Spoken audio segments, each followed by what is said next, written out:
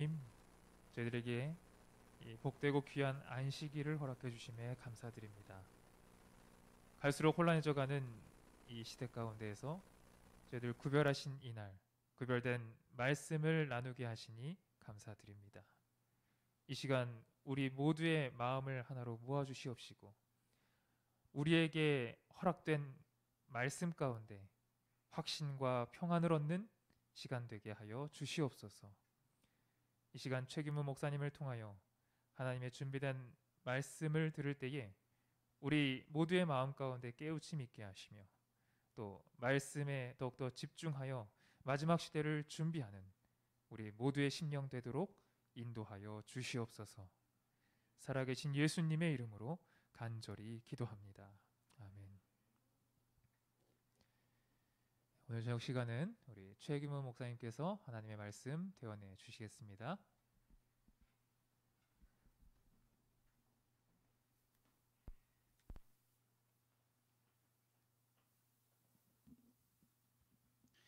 평안하십니까? 안식일 첫 시간에 말씀으로 저희가 하나님 앞에 나아갈 수 있음을 감사합니다. 세상 어디에도 의지할 것이 없고 하늘을 바라보라는 그런 신호가 저희 가까이 또 전 세계적으로 이르러 오는 것 같습니다. 이러한 어려운 시기에 저에게는 하늘을 바라볼 수 있는 믿음이 있고 믿음의 사람으로 오랫동안 하나님과 교제할 수 있음을 인하여 참으로 감사합니다. 이 어려운 때에 하나님께서 끝까지 저희를 인도하실 것을 확신하면서 이제 증언의 말씀들을 통하여 저희가 굳게 잡은 이 소망의 확실함과 이 소망의 가까움을 제가 느끼는 한 시간 되었으면 좋겠습니다. 저는 연말까지 저희가 시기적으로 조사 심판에 대해서 전 교회적으로 살피는 그런 시기라고 생각을 해서 저희 교목실에서 조사 심판에 대해서 금요일 저녁마다 말씀을 살피기로 그렇게 하였습니다. 특별히 제가 세 번에 걸쳐서 조사 심판에 대해서 말씀을 펼치겠습니다. 정말로 하나님께서 지혜를 주셔서 이번 기간 동안에 제가 제목 정한 것처럼 조사 심판에 대한 완전한 이해를 저희가 좀 할 수 있었으면 좋겠습니다. 첫 번째 슬라이드를 보시면 이번 기간 동안에 저희가 다룰 내용들입니다. 남은 무리와 예수의 증거, 그리고 14만 4천과 심판하실 시간, 7나팔과 7재앙을 비교하는 짧은 시간, 그리고 심판의 개념과 대쟁투의 끝에 대해서 제가 살피고자 합니다. 주제가 무겁고 많이 있기 때문에 제가 조금 빠른 속도로 진행을 하겠습니다. 다행히 제가 영상이 아마 교목실을 통해서 유튜브에 올라가고 있기 때문에 반복해서 시청하실 수 있으리라 생각을 합니다. 오늘도 저는 전화를 통해서 이 조사 심판에 대해서 조금 대화하게 되었습니다. 제가 조금 몇 가지 놀란 사실과 우리가 확실히 해야 될 그러한 내용들은 가장 기본적인 개념들을 정리하는 것이고, 첫째는 남은 무리가 무엇인가를 이해하는 것이 중요하다는 것을 제가 새삼스럽게 알게 되었습니다. 그래서 기본적인 것을 생략하지 않고 조금 속도는 빠르지만 제가 좀 다루어 보도록 하겠습니다. 먼저 남은 무리에 대해서 살펴보도록 하겠습니다. 슬라이드를 보시면 한때와 두때와 반때에 대해서 익히 알고 있는 개념입니다. 이 시기를 큰 환란의 시기라고 말할 수가 있습니다. 1260년이라고 말할 수가 있겠습니다. 저희는 남은 무리를 이해하기 위해서 이 1260년 기간의 특별한 의미에 대해서 다시 한번 읽어보도록 하겠습니다. 계시록 12장 14절 이하부터 제가 읽겠습니다. 그 여자가 큰 독수리의 두 날개를 받아 광야 자기 곳으로 날아가 거기서 뱀의 낯을 피하여 한때와 두때와 반때를 양육 받음에 여자의 뒤에서 뱀이 그 입으로 물을 강같이 토하여 여자를 물에 떠내려 가게 하려 하되 땅이 여자를 도와 그 입을 벌려 용의 입에서 토한 강물을 삼키니. 자, 한때, 두때, 반때 동안 중요한 몇 가지의 사건이 일어나고 있습니다. 뱀이 여자를 공격하고 있습니다. 입에서 물을 강같이 토하여 여자를 떠내려 가게 합니다. 에덴 동산에서 뱀은 입을 벌려서 아담과 하와를 타락하게 하였습니다. 똑같은 장면이 여기 반복되고 있습니다. 사탄이 하나님의 백성을 극도로 공격해 오는 장면입니다. 첫 번째 완전한 아담 하와를 타락시켰던 사탄이 또 지상 대리자를 통하여 하나님의 백성을 공격해 오는 그런 모습입니다. 저희는 이러한 사실을 한때, 두때, 반때 동안 로마 가톨릭 교회가 하나님의 교회를 어떻게 박해했는지를 통하여서 우리는 많이 살펴보게 되었습니다. 그러나 오늘 제가 살펴보고자 하는 것은 바로 16절의 말씀입니다. 땅이 여자를 도와 그 입을 벌려 용의 입에서 토한 강물을 삼키니. 자, 한때, 두때, 반때 동안 어쩌면 핍박보다 더 중요한 것은 하나님께서 자기 백성을 양육하고 있다는 것입니다. 보호하고 있다는 것이 훨씬 더 중요한 것입니다.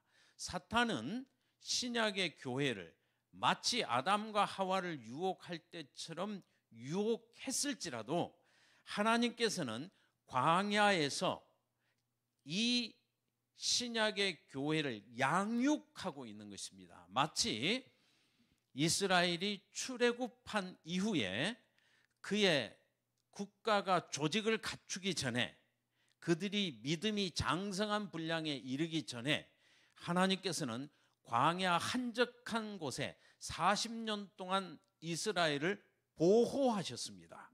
아무도 그들을 침입할 자가 없으며 그들을 적국으로 생각하지 아니하는 한적한 땅에서 하나님께서 40년을 이스라엘을 양육한 것처럼 신약의 교회도 극심한 핍박이 이르러 올 때에 하나님께서 자기 백성을 보호하는 기간이 1260년이라는 기간입니다. 그래서 우리는 균형지게 잘 이해를 해야 되겠습니다. 1260년은 하나님이 자기 백성을 어려움 가운데서 보호하는 기간이다, 이렇게 생각하시면 되겠습니다.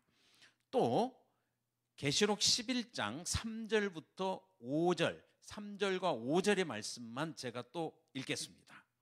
이 똑같은 기간 동안 내가 나의 두 증인에게 권세를 주리니.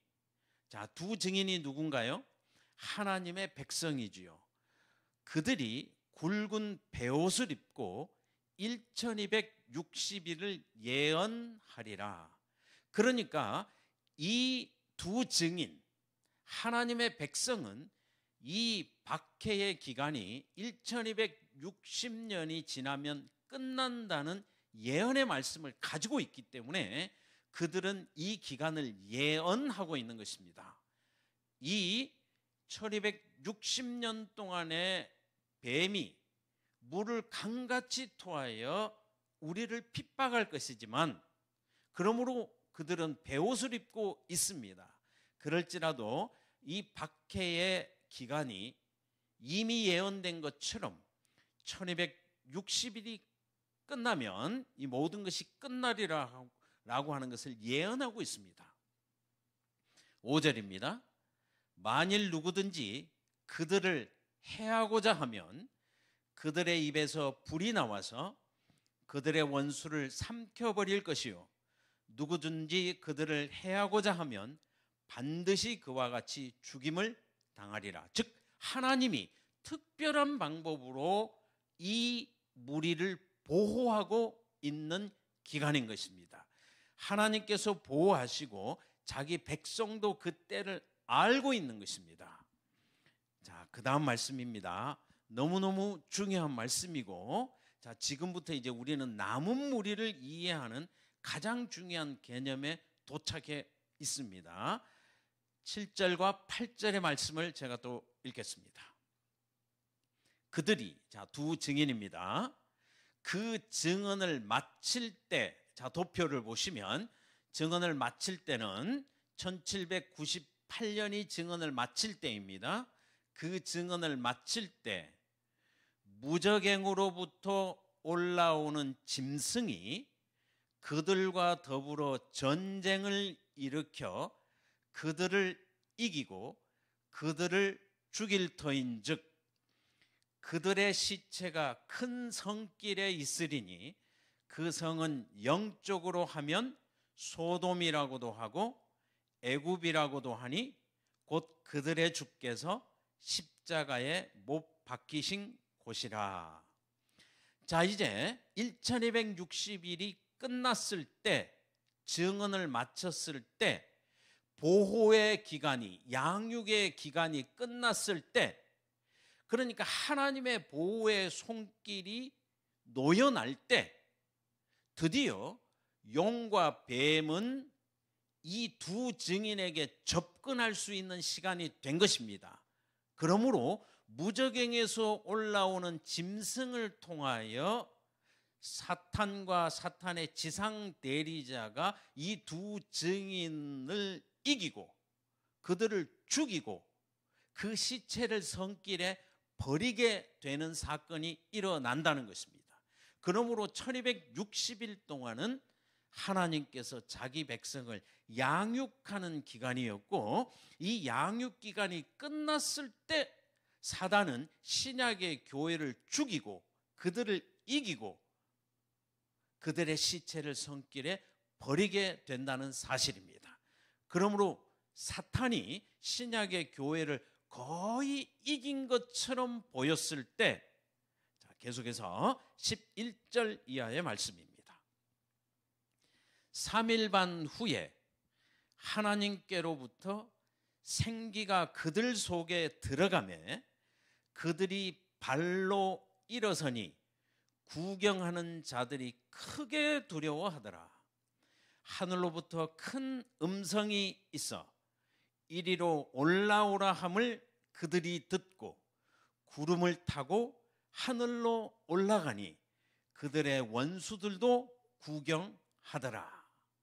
자, 그런데 사탄은 마치 아담과 하와를 타락시켜서 전 인류를 범죄케 한 것처럼 신약의 교회를 죽이고 승리한 것처럼 생각했을 때, 사단 스스로 신약의 교회를 이겼다고 생각했을 때 3일 반 후에 죽은 시체가 살아나고 부활하고 두 발로 일어서고 그것을 구경하는 주변의 사람들이 크게 두려워하고, 이 부활한 교회는 하늘의 음성을 듣고 하늘로 올라오라는 음성과 함께 하늘로 올라가는 장면, 마치 예수님께서 부활하여 승천하셔서 하늘 성소로 들어가신 것처럼 이 신약의 교회 중에 남은 무리가, 남은 자들이 이 무적행에서 올라온 짐승의 공격에서부터 살아남은 자들이 하늘로 들어 올려가서 마치 예수님께서 부활하셔서 성소로 들어가신 것처럼 그들도 바울의 권면처럼 예수를 따라 들어가는 그러한 일을 하게 되었는데, 이들이 바로 요한계시록이 말하는 남은 무리라는 뜻입니다. 막연하게 남았다는 것이 아니고 요한계시록의 남은 무리라는 직접적인 정의는 바로 이 말이 되겠습니다. 그래서 남은 무리가 예수의 증거를 가졌다, 그렇게 이야기를 하고 있는 것이죠. 저희는 지난 시간에 예수의 증거에 대해서 조금 살펴보게 되었습니다. 그래서 이들이 지성소로 따라 들어갈 때에 지성소에서 언약궤가 보이면서 그들에게 한 기별이, 즉 예수의 증거가 도착하면서 그들은 드디어 예수의 증거를 가진 자들로 불리우게 되고, 그들은 남은 무리로 불리우게 되고, 그들이 하늘 성소에 들어간 자로 불리우게 되고, 그들은 예수의 증거를 이 땅에 전파하는 자들로 구별되게 되는 것입니다. 계속해서 3일 반 후에 이들의 모습입니다. 계시록 14장 1절, 또 내가 보니 보라 어린 양이 시온산에 섰고 그와 함께 14만 4천이 서 있는데 그들의 이마에 어린 양의 이름과 그 아버지의 이름을 쓴 것이 있더라.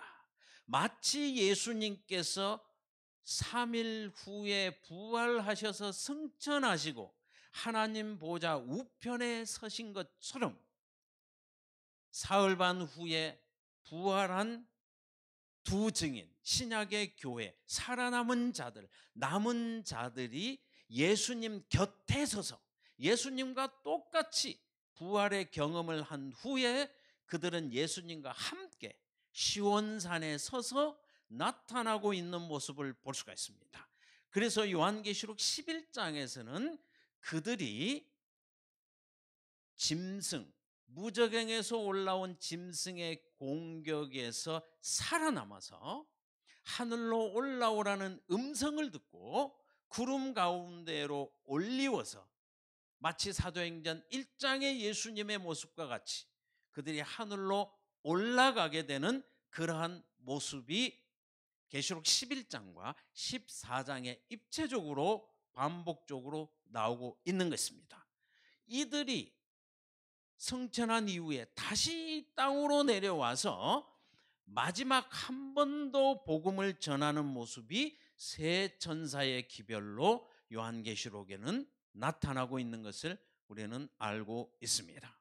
계시록 14장 6절 이하의 말씀을 제가 또 읽겠습니다.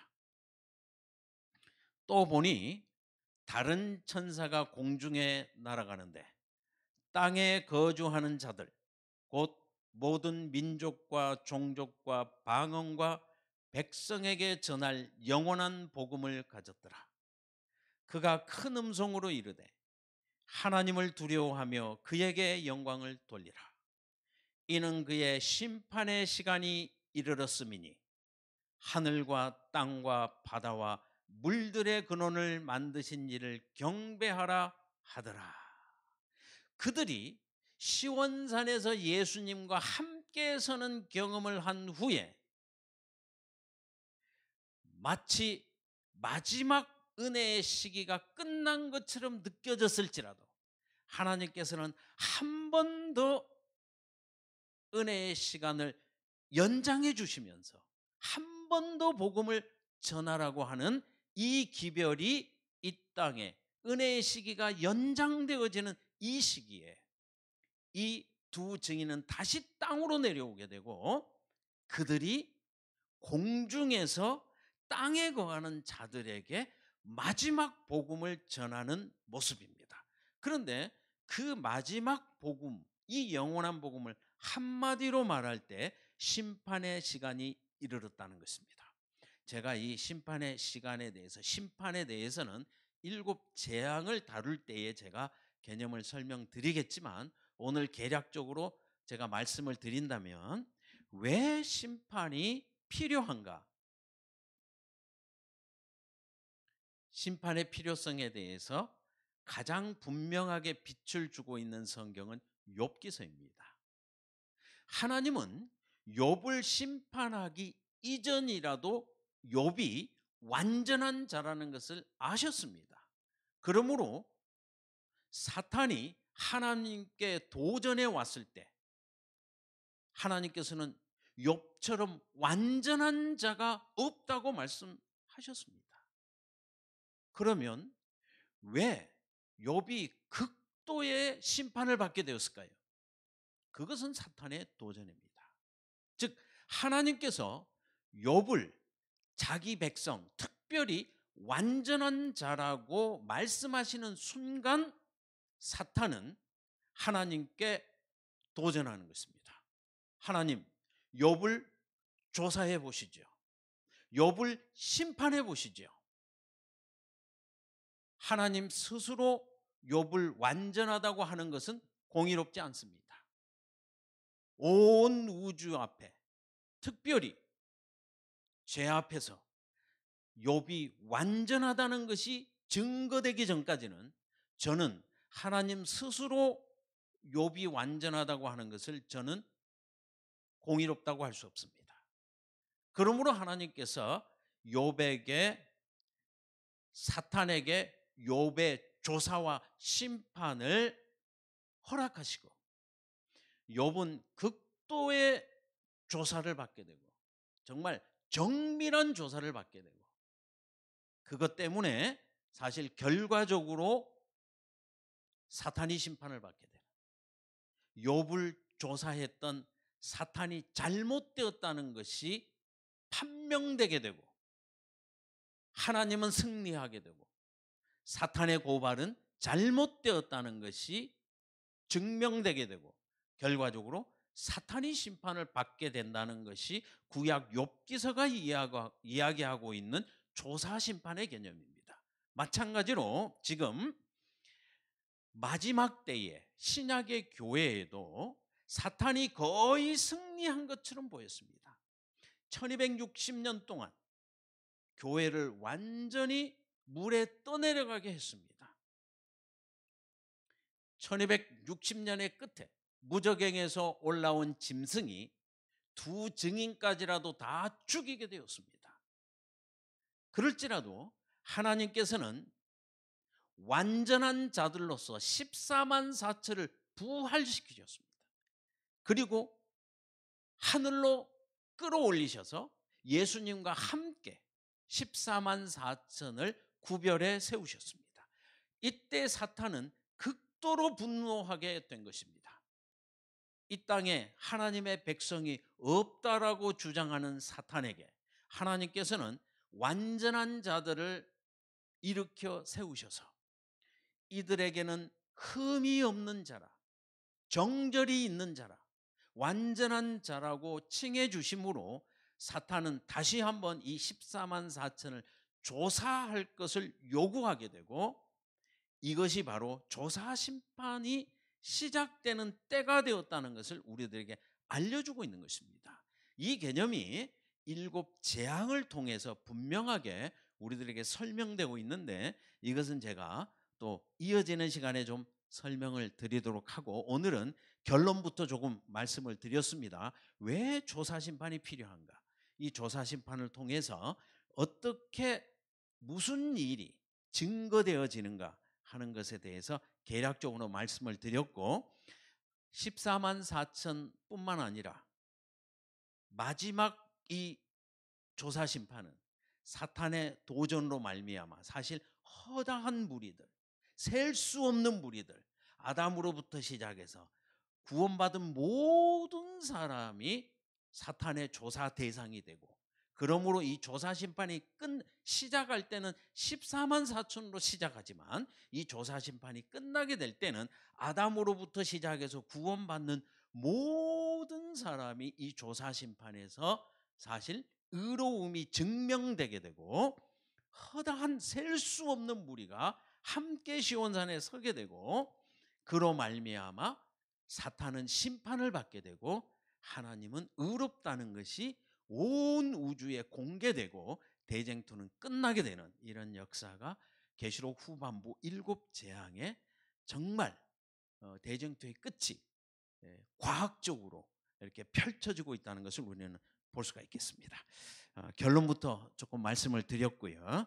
자, 이제 지난 시간에 잠깐 살펴본 여자의 남은 무리와 예수의 증거로 돌아가서 지금부터는 차근차근 이제 남은 2시간 반 정도에 걸쳐서 이번 한 25분 정도, 다음 한 2시간 정도 저희가 살펴보도록 하겠습니다. 먼저 계시록 12장 17절입니다. 용이 여자에게 분노하여 돌아가서 왜 분노했나요? 네. 하나님께서 자기 백성을 1260년 동안 양육하셨고 그가 모든 것을 끝냈다.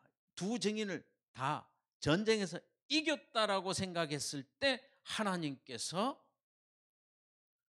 두 증인을 부활시키시고 하늘로 승천시키는 이러한 일이 일어나기 때문에 용은 분노하는 것입니다.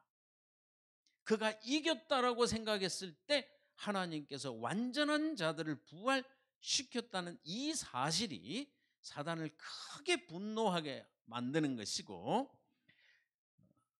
이 남은 자손과 전쟁하려고 바다 모래 위에 서게 되는 것입니다.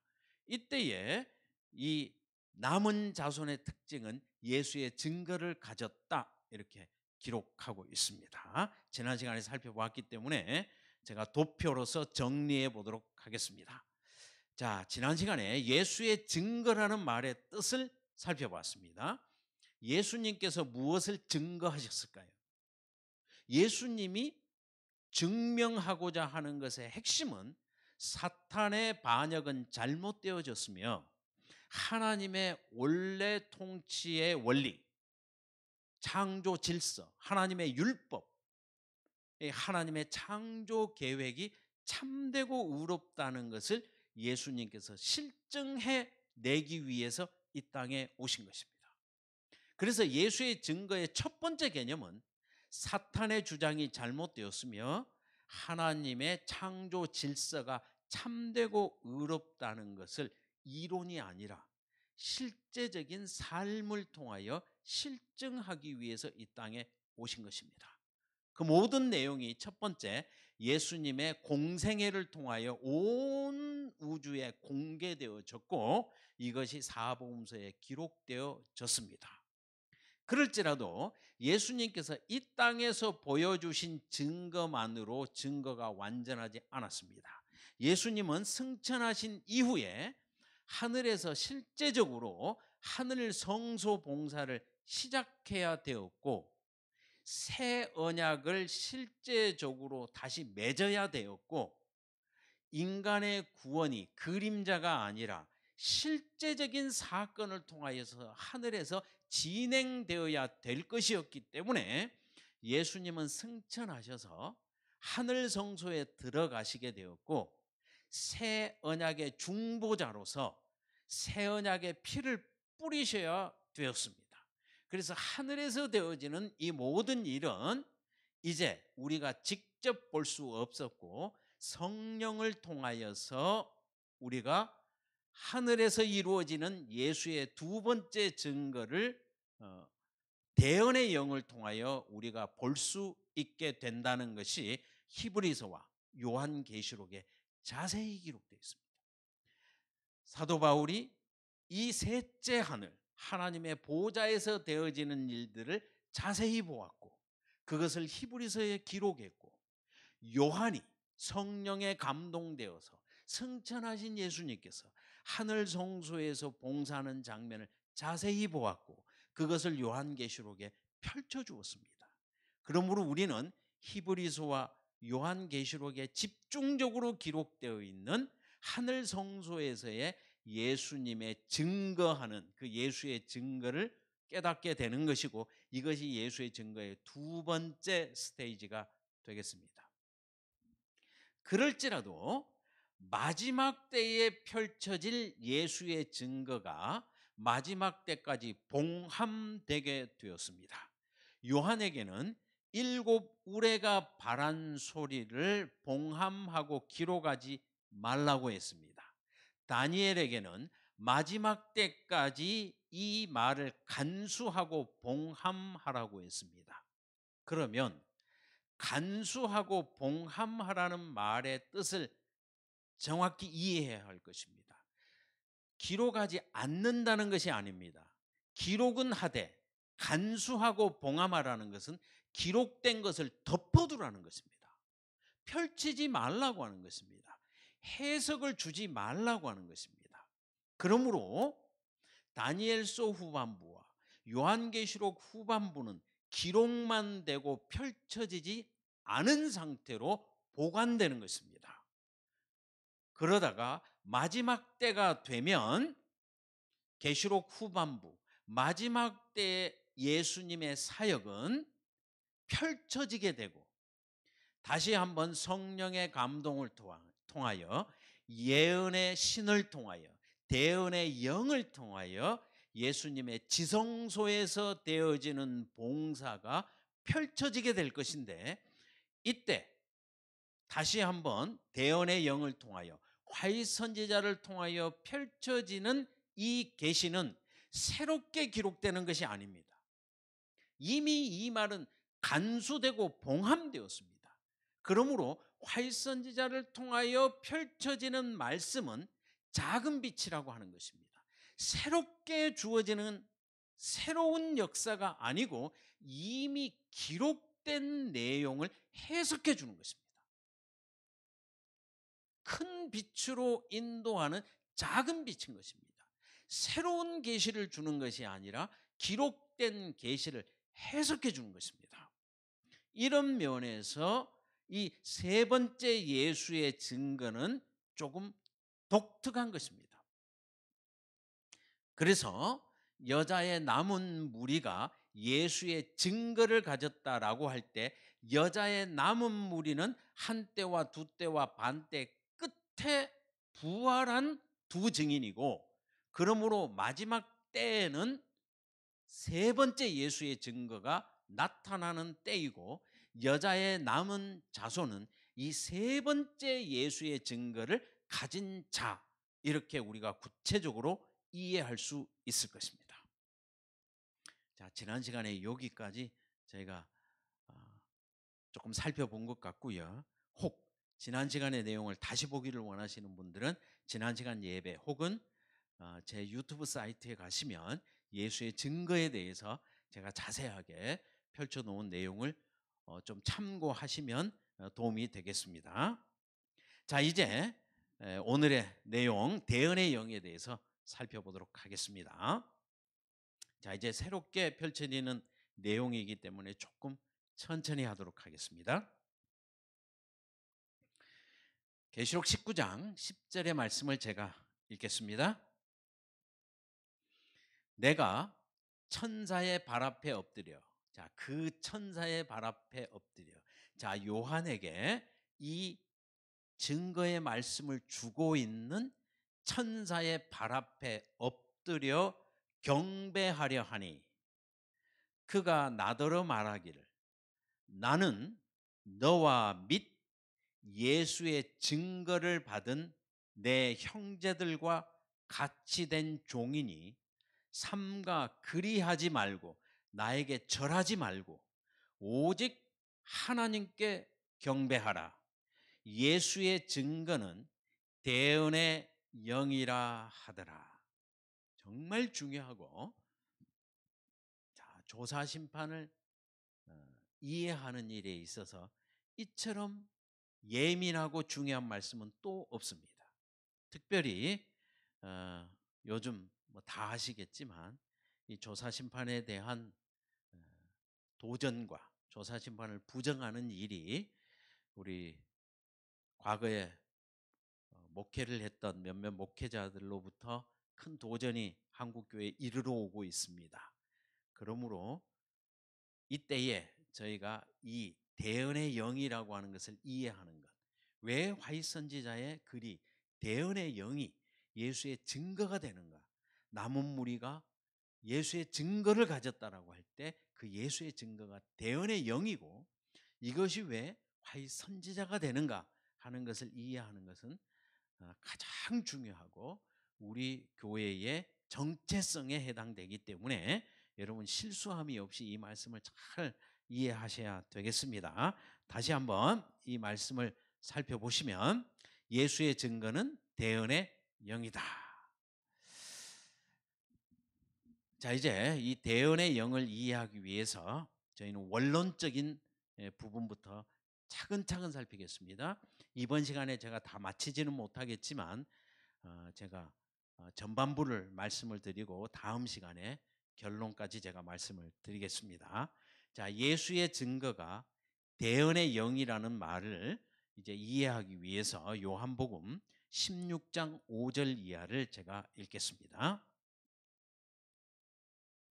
지금 내가 나를 보내신 이에게로 가는데 너희 중에서 나더러 어디로 가느냐 묻는 자가 없고 도리어 내가 이 말을 함으로 너희 마음에 근심이 가득하였도다. 그러하나 내가 너희에게 실상을 말하노니 내가 떠나가는 것이 너희에게 유익이라. 내가 떠나가지 아니하면 보혜사가 너희에게로 오시지 아니할 것이요 가면 내가 그를 너희에게로 보내리니. 자, 그림을 보시면 예수님께서 이제 십자가 바로 앞에서 마지막 설교를 하고 계십니다. 내가 나를 보내신 이 아버지 하나님께로 가는데 어디로 가는지 묻는 자가 없다. 그러나 내가 떠나가면 또 다른 보혜사 성령이 너희에게 오실 것이니 내가 떠나가는 것이 너희에게 유익한 것이다. 그러니 제자들은 지금 예수님을 보낼 준비가 전혀 되어 있지 않는 것이지요. 그러나 예수님께서는 미리 떠나가신다는 설교를 하고 계시는 것입니다. 자, 8절 이하의 말씀입니다. 그가 와서 성령이 와서 죄에 대하여 의에 대하여 심판에 대하여 세상을 책망하시리라. 죄에 대하여라 함은 저희가 나를 믿지 아니하며 의에 대하여라 함은 내가 아버지께로 가니 너희가 다시 나를 보지 못하며 심판에 대하여라 함은 이 세상 임금이 심판을 받았음이니라.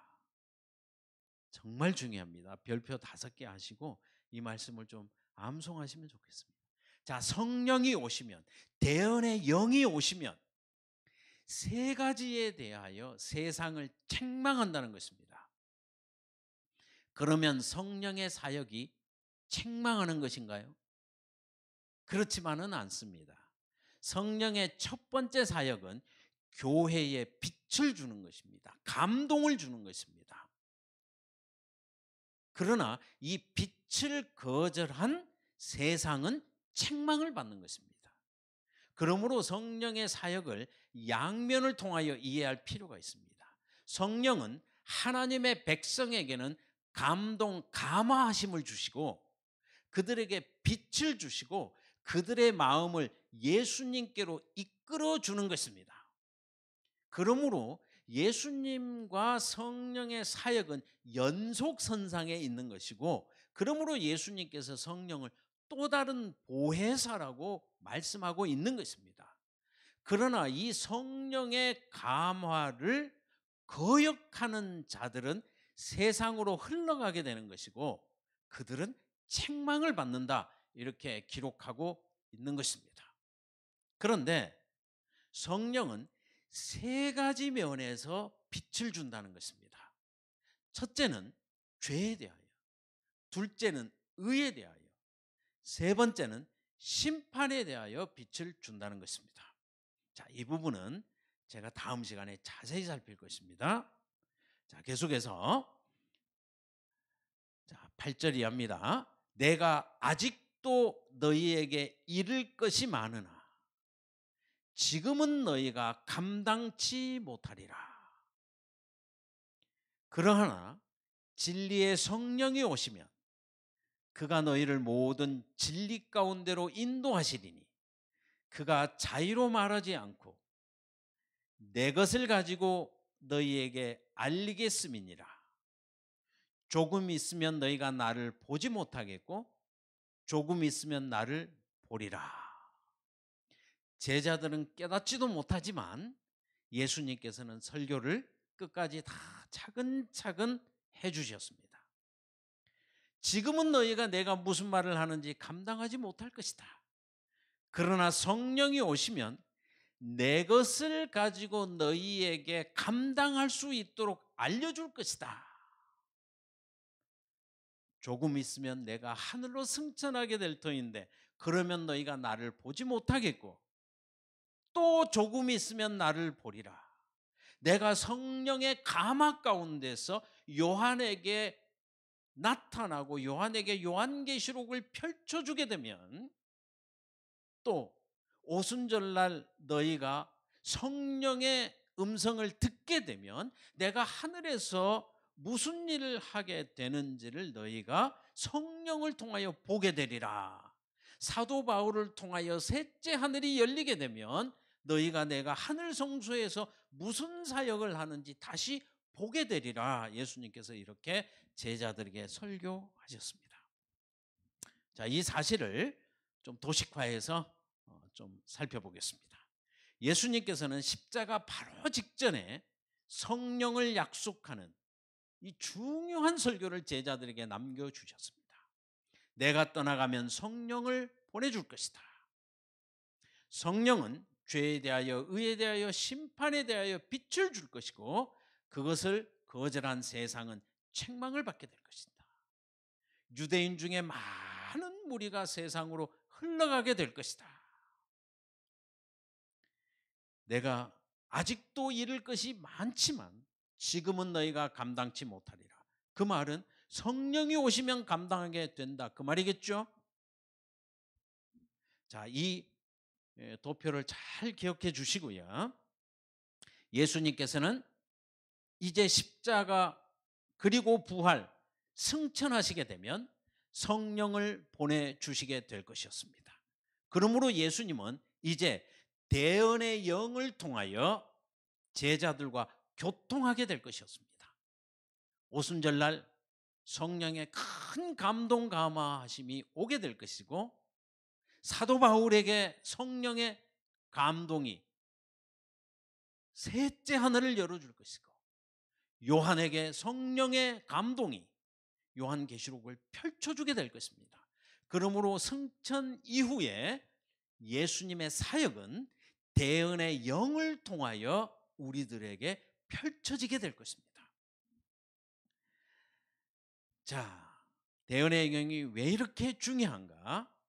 마태복음 12장 32절의 말씀을 읽겠습니다. 또 누구든지 말로 인자를 거역하면 사하심을 얻되 누구든지 말로 성령을 거역하면 이 세상과 오는 세상에서도 사하심을 얻지 못하리라. 자, 예수님께서 지상생애 동안에 설교하시고 여러 사역을 나타내 보이실 때 이 땅에서는 예수님의 사역을 예수의 증거를 다 감당할 수 없었습니다. 들어도 깨닫지 못했고 비유의 말씀을 이해할 수 없었습니다. 제자들이라 할지라도 우리에게 좀 자세히 풀어서 설명해 주십시오. 예수님이 다시 설명했습니다. 아직도 깨닫지 못하느냐? 그러므로 비유의 말씀을 들어도 풀어서 설명을 해줘도 제자들이라도 그걸 다 깨닫지 못했습니다. 어찌 이런 일이 있을 수 있습니까? 그러므로 그들이 십자가를 거역하게 되었습니다. 배반하게 되었습니다. 그러나 예수님은 인자를 거역하면 사하심을 얻되라고 말씀하셨습니다. 왜냐하면 알지 못하던 시대에는 허물치 아니하는 것이 하나님의 심판법입니다. 그러나 성령을 거역하면, 즉 예수님이 승천하신 이후에 성령이 모든 것을 펼쳐 보여주게 되고 십자가의 어려운 시기가 지나가도록 예수님께서는 잠시 비유의 말씀들을, 증언의 말씀들을 제자들에게 감추어 두셨을지라도 십자가의 큰 시험이 지나간 이후에는 성령이 오셔서 예수님의 공생애 동안의 모든 것을 자세히 생각나게 하고 펼쳐주게 될 때에 드디어 제자들은 그들이 얼마나 큰 빛을 거절했는지, 얼마나 큰 십자가의 은혜를 거절했는지를 깨닫게 될 것이고, 그들이 회개하게 될 것이고, 그들이 예수님에게 다시 이끌리게 될 터인데, 그 사역은 성령의 사역이었습니다.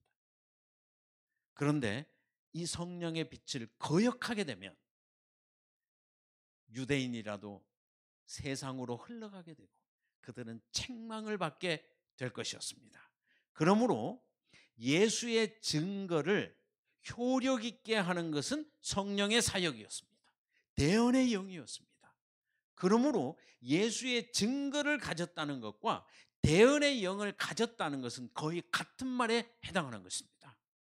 그런데 이 예수의 증거가 세 단계를 거쳐서 임하는 것처럼 승천하신 이후에 대언의 영도 단계를 거쳐서 이 땅에 주어지게 될 것이었는데, 마지막 때에 하나님의 남은 무리가 이 마지막 대언의 영을 가진 백성이다, 이렇게 소개되고 있는 것입니다.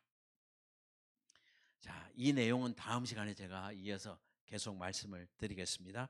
오늘은 시간이 되었으므로 여기서 대언의 영 시작 부분까지 살핀 후에 멈추고 다음 시간에 짧은 복습과 함께 계속해서 예수의 증거와 대언의 영에 대해서 살피게 되겠습니다. 잠시 머리 숙여 기도하겠습니다. 사단을 이기시고 승리하시고 우리에게 승리의 길을 열어주시며 또한 우리도 승리할 수 있도록 끊임없이 성령의 감동 감화하심으로 저희를 이끌어 주심을 감사합니다. 이미 예언의 말씀으로 남은 무리의 노정이 예언되어 있고 우리를 남은 무리로 불러주셨으며 선지자를 통하여 지금까지 권면해 주시고 인도해 주셔서 감사합니다. 세상의 모든 것이 흔들리고 있습니다. 심지어 하나님의 종들이라도, 큰 빛을 받았던 종들이라도 흔들린다는 이 흔들림의 시기가 저희 목전에 펼쳐지고 있습니다. 이때에 저희는 하나님의 말씀과 증언의 말씀을 통하여 굳게 서게 하시고 끝까지 살아남는 자로, 예수님의 증거를 가진 자로 우뚝 설 수 있도록 저희 한 사람 한 사람에게 하나님 은혜를 더하시고 성령의 감동 감화하심을 더하여 주시옵소서. 이 교회를 붙들어 주시고 남은 무리의 사역을 완수할 수 있도록 하나님 보호하시고 저희에게 연합된 마음을 주셔서 시험에 들지 않도록 인도해 주시옵소서. 하나님께서 저희를 부르신 것처럼 저희에게 능력으로 동행하실 것을 믿고 감사드리며 예수 그리스도의 이름으로 간절히 기도하옵나이다. 아멘.